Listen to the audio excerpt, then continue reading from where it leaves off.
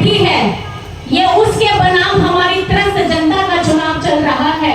ये जो चुनाव पूरे भारत में हुआ है, अभी जितने मतदान लोगों ने किए हैं, हमारी त्रस्त जनता ने किया है। ये इसलिए किया है क्योंकि उन्होंने 2014 में इतने बड़े बड़े वादे किए, हमारे युवाओं को बताया कि हम आपको 2 करोड़ की नौकरियां देंगे, और 2 करोड़ की नौकरियां साथ साथ में देने के साथ हम किसानों की अपनी आय दोगुनी कराएंगे, बाहर से काला धन लेकर के आएंगे, आपके अकाउंट में 15-15 लाख डालेंगे। तो मुझे लगता है कि उनके कोई वादे आज 10 साल पूरे हो रहे हैं, लेकिन एक भी वादा पूरा नहीं हुआ। आज की भारत की स्थिति आप देख लीजिए, एक तरफ पे मणिपुर राज्य चल रहा था, इतने महीनों से चल रहा था, वहां के आदिवासियों के साथ क्या व्यवहार हो रहा था, वहां पे बीजेपी की भी सरकार थी, लेकिन हिम्मत है किसी में कि वहां के मुख्यमंत्री से बोले कि आप इस्तीफा दे दीजिए। किसी ने कुछ नहीं कहा।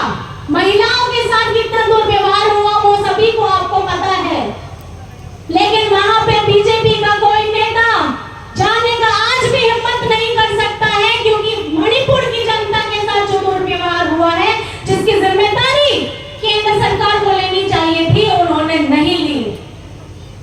केंद्र सरकार यहाँ पे सिर्फ उन राज्यों में काम करना चाहते हैं जहां पे उनकी अपनी सरकार है, अपनी एनडीए की सरकार है, अपनी भाजपा के लोगों की सरकार है।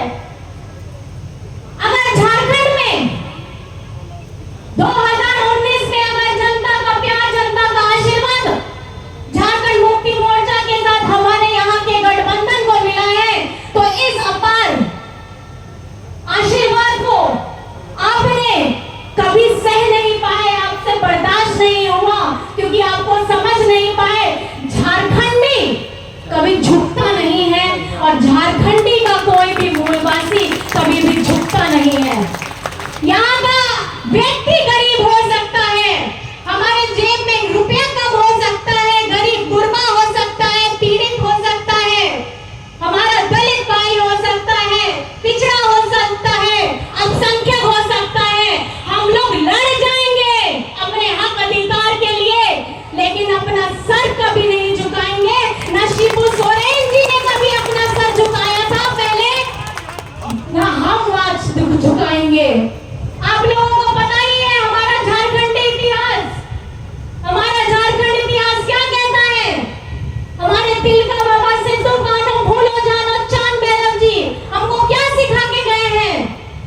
जब हिंदुस्तान में किसी ने अंग्रेजों के खिलाफ आवाज उठाने के बारे में भी सोचा नहीं था, तब तिलका बाबा ने अपना तीर धनुष उठाया था और अंग्रेजों को उखाड़ फेंकने का काम किया था।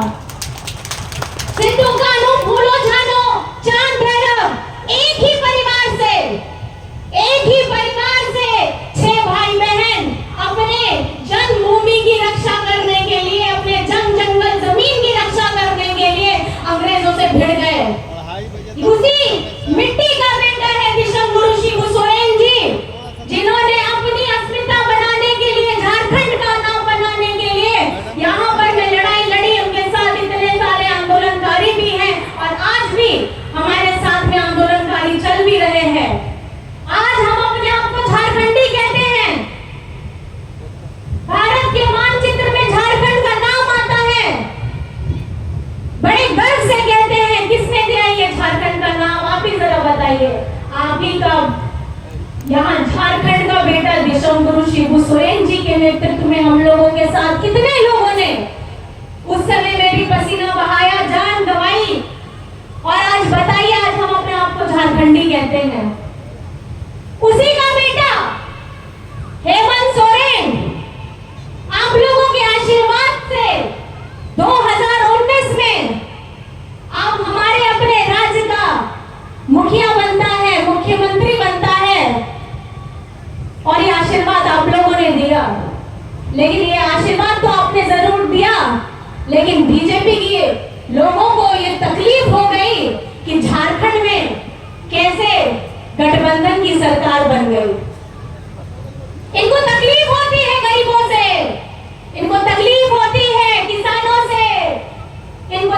पहुंचती है मजदूरों से, इनको तकलीफ होती है पिछड़ों से, अल्पसंख्यकों से।